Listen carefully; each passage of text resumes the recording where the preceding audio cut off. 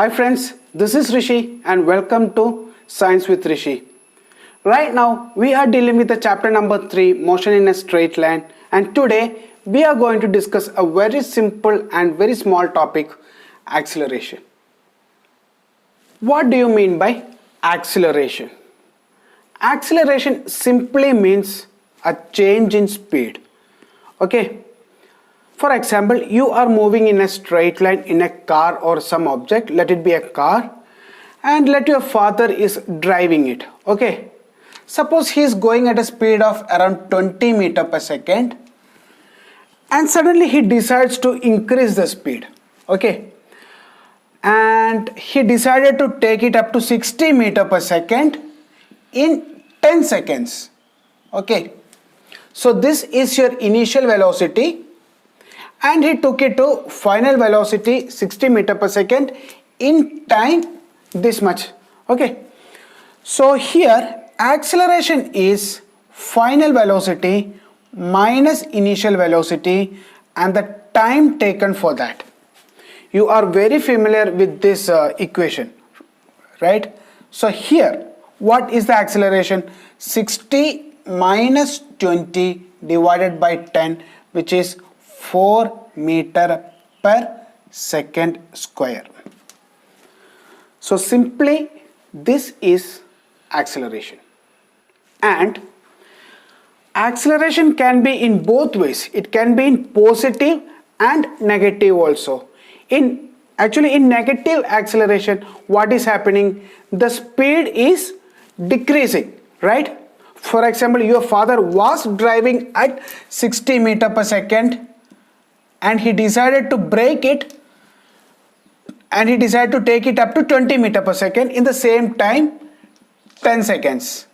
Okay, here also the acceleration is, the magnitude is same, but the matter is that it is negative 4 meter per second square, and here the negative is indicating that you have applied the brakes, or simply this is negative acceleration, which is more popularly known as retardation. Okay, retardation.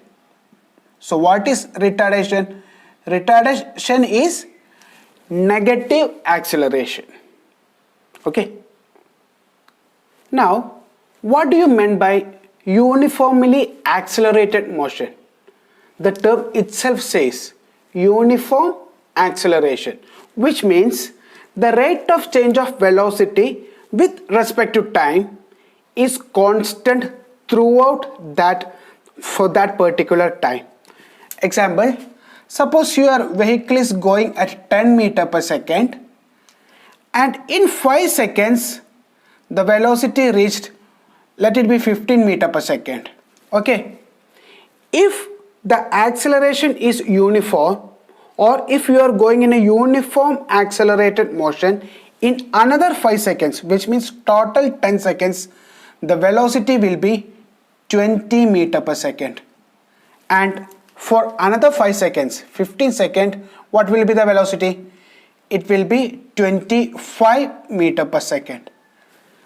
Okay, let's check whether this is whether this is going in a uniform accelerated motion. Okay, what is the acceleration in this case?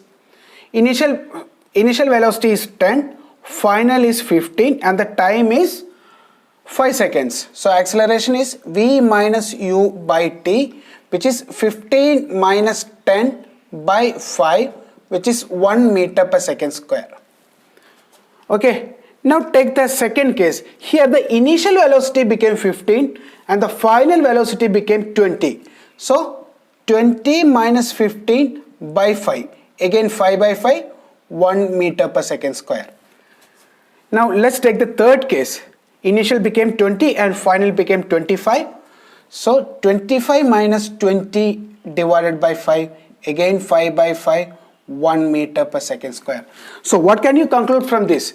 If the acceleration is same, which means the magnitude of this A is same, the rate of increase of velocity is constant. Here in this case, in every 1 second, 1 meter per second is the increase in the velocity. Okay, so that is the concept of uniformly accelerated motion. The acceleration is uniform.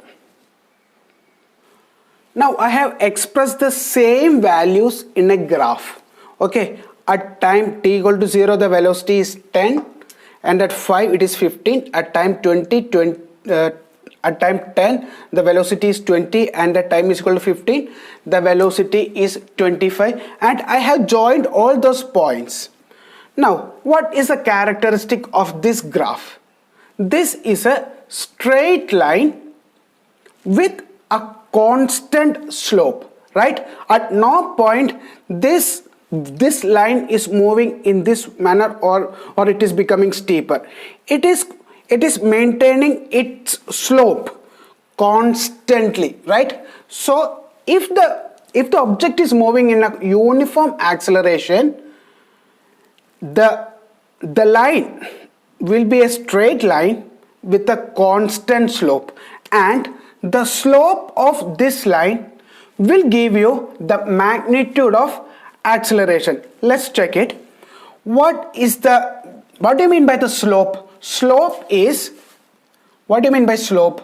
Slope is y by x, right? So what is the y here? Let's take these 2 points at time 10 and time 15. At time 10 the velocity is 20, and at time t is equal to 15 the velocity is 25.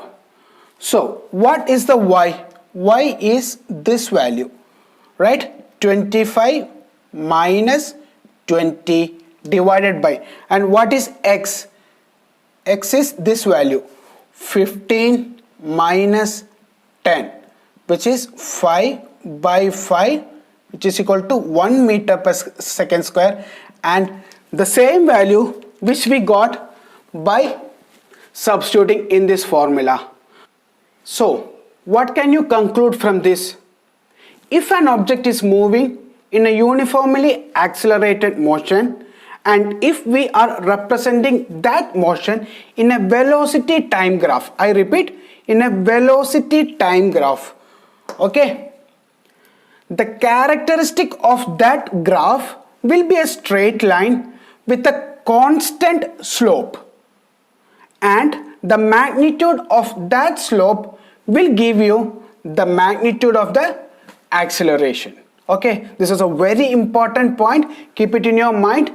And because the acceleration is constant, okay, we can take the formula v is equal to u plus at, and here the magnitude of this a is constant. You can find out the final velocity at any point of time, provided you know the initial velocity.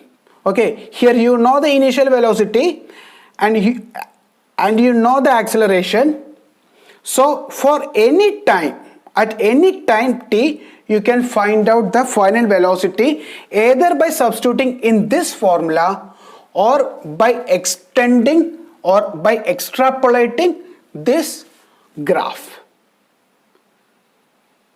Now you know that for a uniformly accelerated motion, the velocity time graph will look like a straight line with a constant slope. And what is this value? This is your initial velocity, right? And if the body is starting from rest, then there is no u, by which your graph will look something like this, right? Now what will be the shape of the graph if your body is constantly retarding, which means the value of a is negative? Very simple. The graph will look like, the velocity is here, time is here, the graph will look like this, which means the slope is negative, but being a constantly retarded, the line will be a straight line, and the slope also will be constant throughout the graph. The only thing is that the slope will be negative. Okay, that is the only change when the object is moving in a constantly retarded motion. And here, since the value of acceleration is negative, our equation will change like v is equal to u minus at.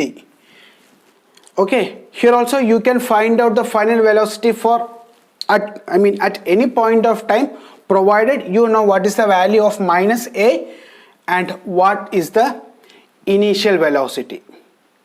Or you can simply extend this graph also. Both ways you can do here also. Now, what will be the shape of the velocity time graph if there is no acceleration? Okay, we know v is equal to u plus at and the value of a is 0, by which this whole term has got cancelled.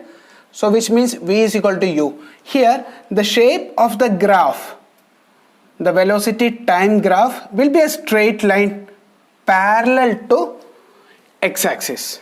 Okay. Now another interesting feature. This is our velocity time graph, and what does this area, the magnitude of the area under this graph, indicate? You know, this is a rectangle, right? What is the area of a rectangle? It is length into breadth. Area of a rectangle. It is length into breadth. What is the length here? It is the time, right? Time into, what is the breadth here? Velocity. So area is velocity into time. And what is velocity into time? It is the displacement of, right? So the area under the velocity time graph will give you the magnitude of the distance covered. Now let's take the same example that we have discussed before. Here, what is the distance traveled in time 5 seconds? This is the area below this graph till this 5 seconds or the point A. So what will be the area? This will be the area. Okay, so the area of ODIA, the magnitude of this portion will give you the distance traveled in 5 seconds. So what is the area? It is the area of ODHA plus rectangle ODHA and DIH, right?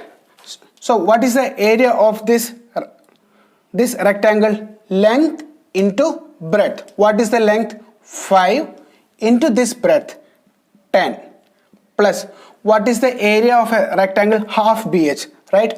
Half into, what is the breadth?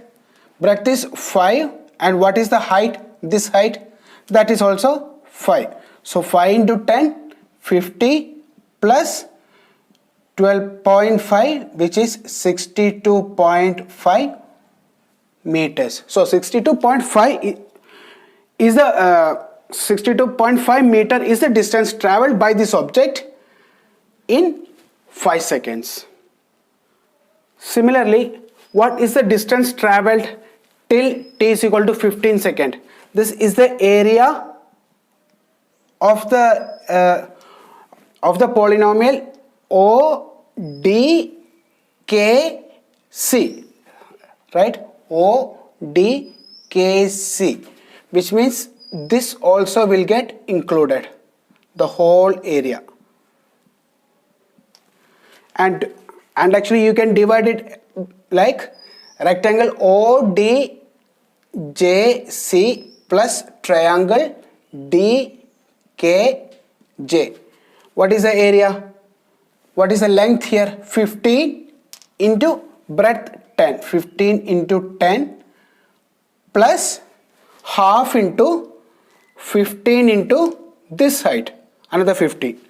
Half into 15 into 15. So 150 plus 15 into 15, 225, 112.5. This is 262.5 meters. So 262.5 meters is the distance traveled by this object in 15 seconds. So I think this concept is also clear for you. In your text, it has been given how the distance time graph will look like when an object is moving in a uniform acceleration, and this is how they will look like. See, I don't believe in just mentioning it like this is the shape of the graph, okay? Rather, I would like to explain it why this is coming in such a shape, which I will be taking you in the next video. Okay, otherwise this video will be too much lengthy. So let's see in the next video. Until then, Rishi signing off. Bye, take care, Jai Hind.